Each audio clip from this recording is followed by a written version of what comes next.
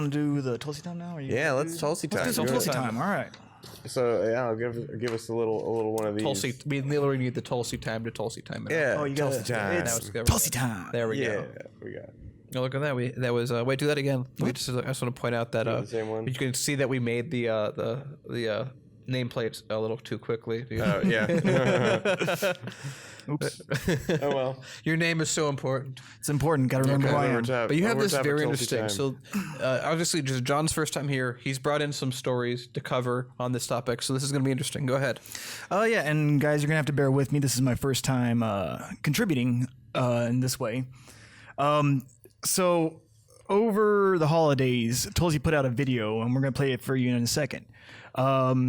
As is the norm for most of Tulsi's videos, where she says anything other than just banal, run-of-the-mill politician crap. It created a huge shitstorm on Twitter. It just, people went nuts. And this time, it was in the spirit of Christmas. Paul? Personally, I always try to remember on this most holy of days the wonderful message that Jesus Christ delivered to the world and that he demonstrated through his life. This message that we can be truly happy and fulfill our purpose in life when we are loving God and loving others. When Jesus was asked what was the most important teaching, Jesus explained, "You must love the Lord your God with all your heart, with all your soul, and with all your mind. This is the greatest and most important commandment. And the second is like unto it. Love your neighbor as yourself." This message of Jesus Christ, that we will be truly happy when we have deep love for God and others, is universal, and it's especially important to remember today. At Christmas time, it's so easy to forget this. It's easy to fall into the misconception of believing, well, we'll be happy if we accumulate or love more material things. Well, we hear it over and over again. We hear it in commercials and all around us that we'll really be happy and we can make others happy when we love things. And that the more things we get, then the happier and more fulfilled we'll be. But this is, of course, not true. It's actually the exact opposite of what Jesus Christ taught us. So on this most special day, and every day throughout the year, it will benefit us greatly to remember and to follow Jesus Christ's teachings and example as he shared with us this path towards real and lasting happiness, loving God and loving others. I wish you all a wonderful Christmas today and a happy New Year. Yeah. So, subsequently, Mike Figueredo at the Humanist Report. I had some reservations about bringing out the names of the actual people on Twitter, but I was assured by my colleague here that it's okay. So Mike Figueredo did as Mike does and went on the attack when he saw a weakness in Tulsi. He said basically that Tulsi started her presidential campaign as a Bernie-like politician, seemingly, and has evolved into a centrist evangelical pandering contrarian. Thoughts? So I think that this is a lot to do about nothing. I mean, do I feel like it's good to openly be very Jesus-y in an ad? But no, but at the same time, this is literally America, and as much as we would like to live in a secular nation, there's a lot of people that disagree with that, and a lot of people that would even say we're theocratic. I mean, let's go back to those people. But this is, Tulsi is Hindu talking about Christianity, which is odd. It's I don't see a lot of other people attacked for making these kind of messages, and a lot of other people do it. But Tulsi, and she's Hindu, so I'm not sure if there's something into it with that. But I just don't care about this, really. I think that she's obviously pandering to a religious majority or minority, depending on which group she's talking to. And as a politician, that's kind of what I expect out of people. Again, how does Bernie pander to me? He says, I'm going to get you Medicare for all. How does Bernie pander to me? He says, I'm not going to take corporate PAC money. That's a really easy way to pander to me. In fact, those are the two things I care about the most.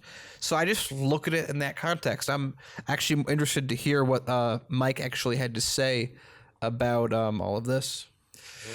Michael Tracy, his I didn't actually get in the notes his actual quote, but basically his comeback was, how is she pandering? You know, she's just talking about the overarching message that Tulsi was, you know, giving to people, or you know, that Tulsi was trying to speak to her audience, which was about the teachings of Christ, and not actually, you know, Christianity good, Christianity bad, or anything like that. She was more or less saying Jesus was a servant, and that you know, like, and also kind of giving little winks and nods to some of the more socialist principles that that Jesus taught. A lot of people, like a lot of commentators, Nico House, a lot of people lashed out at Mike, and Mike had to say, I was specifically addressing the in-your-face promotion of religiosity used to shamelessly pander to evangelicals. This, as well as her recent friendly appearance on Mike Huckabee's show, stood out to me. And to that note, he's got somewhat of a point that, yeah, there has been a lot more uptick in her appearances and certain things. I get it. You need to be out there. You need to get your message one way or the other. I agree. But at the same time, it shows a trend that we would attack anybody else on for other things. And the thing that really irks me, because I am 100% a person who doesn't believe in religion in my politics. I don't like religion in my politics. I don't want my politicians to talk about religion. I mean, like, you say, hey, I'm from a Hindu faith. That's what I practice. We can leave it at that. Cool. Good on you. You can say, hey, I'm a Christian. That's where my ideal set comes from. Good on you. But I don't want you to actually evoke, as a politician, like in political discourse or anything like that, religion. I would disagree with that. And for the reason, the last thing I want is someone who is hyper religious that would talk about it normally to just not talk about it, because then I won't know. I want to know if you're religious, so I don't probably vote for you. I would rather. I mean, I look at it just like that. No, yeah, you can mention that you're religious. You can mention your faith. I don't want it in my political discourse. No, I'm agreeing, but that's what I'm saying. That I want them to talk about it. I don't want them to stop, because I don't want to accidentally vote for someone who is hiding who they really are. But I think that, again, this is the kind of thing that, like, it's crazy to me how many other channels are like, okay, guys, let's bash Tulsi. Let's go for it. Let's go. Like, that's a lot of what our coverage on Tulsi has always had to come down to. Like I've said before, if Tulsi was treated fairly, I don't think she would have the following that she does. And I don't think that we would cover half as much as we do. Most of the time we're like, guys, you know, if you want to critique Tulsi on this, it's like there's something, she has these things here, we like this thing here. But for him to go like, she was talking about religious things on a tweet, terrible, can't have that happen. We need to like go apeshit over this. That's the reasonable thing to do. It's like, for me, it's always like, if a lot of them, they'll also say Tulsi doesn't matter. I know, like David Pakman examples have said that since the beginning. Tulsi's irrelevant. She doesn't matter. I'm not even going to talk about her. Then why do you talk about her so much? Right. If she's running at 2%, why not talk about her about the same amount you talk about Amy Klobuchar, Cory Booker, someone else, of Kamala Harris, if you want to go into that route. Tulsi has, and I think that as far as being interviewed goes, what happens anytime she's on MSNBC? Okay, well, you're a Russian asset. Also, you're a Hindu nationalist. Also, you're an Assad apologist. Okay, that's all the time we have. We'll see you next time. Goes on another CNN. Hey, you're a Russian asset. You're an Assad apologist. You're a Hindu nationalist. You're a Republican now. You're a Republican. You're a traitor to their country. I'm sorry, that's all the time we have.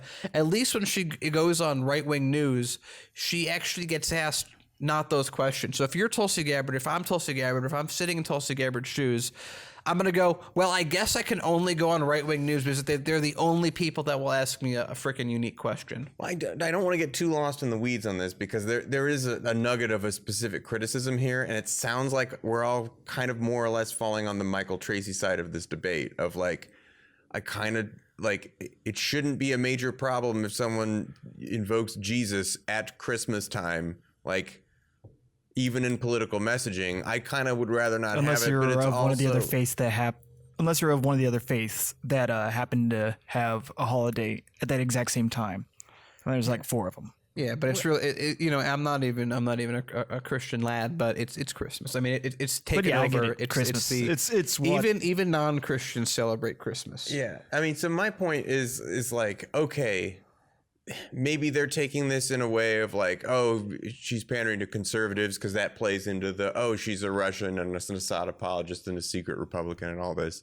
But the specific criticism Michael Tracy has is, okay, he says Tulsi released a Christmas message invoking Jesus to argue against militarism. He links to a different Christmas video where she talks about Jesus. it's like, yeah, it's a shorter one. It's 38 seconds. You guys can look it up. And commercialism.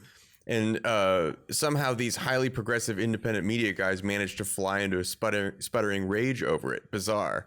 And so Mike had a response to that as well. That was the one we read earlier. So he's saying I was specifically addressing, you know, her in the face promotion of religiosity, which I get. It's like, why pick that? It's such a small. It doesn't matter. It's an insignificant thing. And then in the grand scheme of the politics, which is where like we kind of want to take it, is this doesn't affect things in a great way. But you know, there is some nugget of like question there of should a campaign do this, shouldn't it? I think maybe it's probably not the best choice, but it's sort of like, did they decide to have billboards or did they decide to do Facebook ads? You know, like it's almost like a window dressing. Is it pandering to conservatives?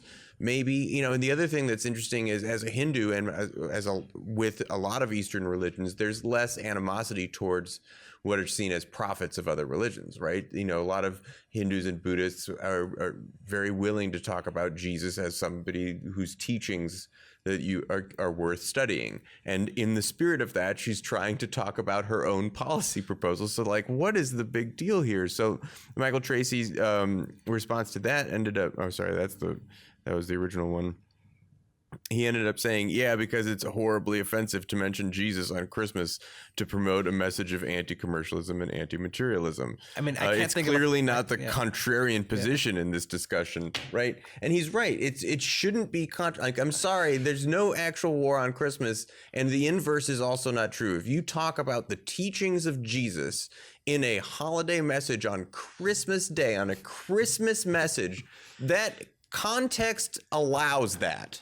That's a thing that's allowed by context. And that's the thing, that it's like, they've seen Humanist Report. It's like, again, from our point of view, it's like, guys, we wouldn't cover Tulsi half as much if you didn't attack her for all these really, really stupid reasons. And Paul, I mean, I think you framed it perfectly at that last part. It's like, the Humanist Report is making an angry attack at a candidate running for president trying to get votes from Americans who are predominantly Christian on Christmas Day, talking about how Jesus would be anti-interventionist, and that's a horrible thing. And again, Mike, I'm going to ask you, where is your, 500 additional tweets you should have put out if you're being consistent? Like if Mike legitimately went and said, okay, this politician in Alabama, this second politician in Alabama, this 50th politician in Alabama did a Christmas-based tweet. I got to call him out. Okay, now I'm going to go to Minnesota.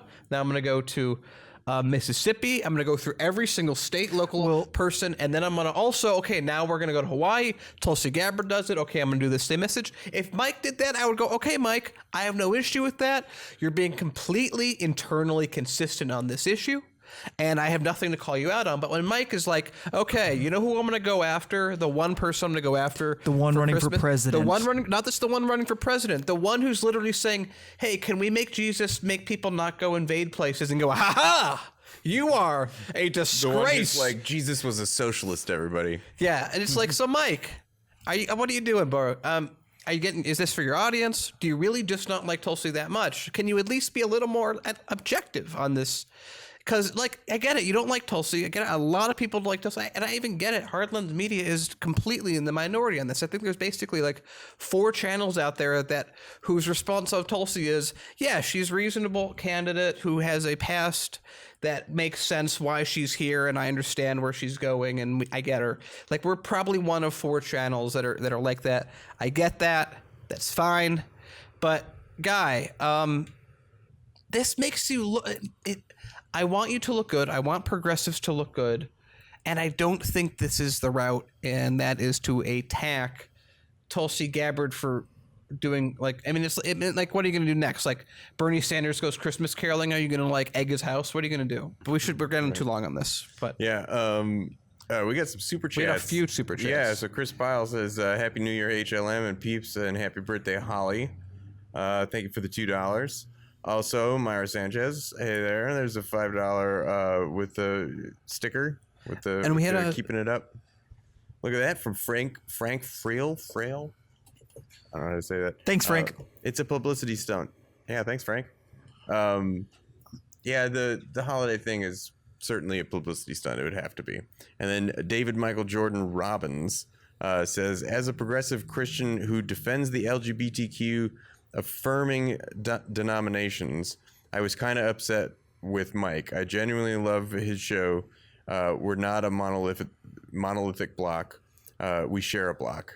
Yeah, I think that's fair as well. So I grew up in a pretty Super religious quick before you household. get into Yeah. that, I suppose I don't want to forget this one from Chris Pyle. Happy New Year's HLM and peeps, and happy birthday, Holly. Thank you. Yeah. Yeah, no, I grew up in a very religious household as well, and I completely understand that point of view, and to think that, you know, that Mike would be like, how dare he, you know, invoke Jesus, and it's pandering to Christians, and let's, you know, not that you would think lesser of the Christian voter, but that you would think lesser of the politician just for wanting to wish that voting bloc, you know, give them well wishes on the holiday of their religion. Like, that's, yeah, it's pretty low. And I think, honestly, like, Mike's got a little bit, you know, he, like, there's...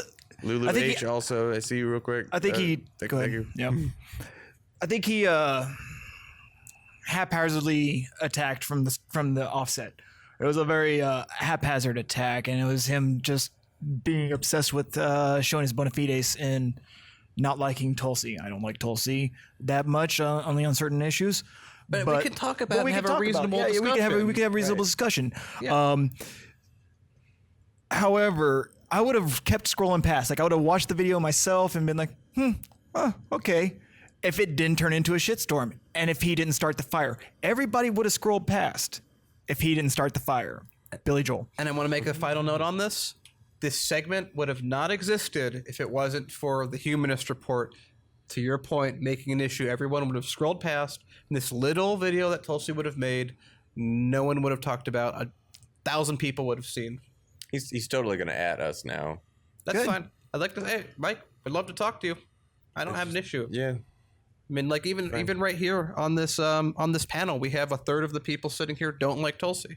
So that's perfect. We're happy to have dissent. I want to be specific. It's not that I don't like Tulsi. She's not my preferred candidate. Either way, we're happy to have you here because at Hardlands Media, having diverse voices keeps us from getting in a bubble, and that's very important. I think that a lot of other places, sadly, don't go down that path. I like this. This is interesting. Big Baby Zubas says, I feel the big three religions have a right and left wing. I think it's... Yeah. I mean, really good. there are militant Buddhists out there. Like, yep. Yeah. It's the thing. It's almost as if it's not the religion, it's the people. They just are prescribing like a miasma of sorts that a lot of people are agreeing to. It's like a shared hallucination. Or maybe that it's everyone agrees on. maybe it's just a beard for your more giving into your more base instincts. Yeah. It's what people make it to be. Yeah. It's almost like it's a human invention to begin with. There you go. Hey. There's our controversial statement, and the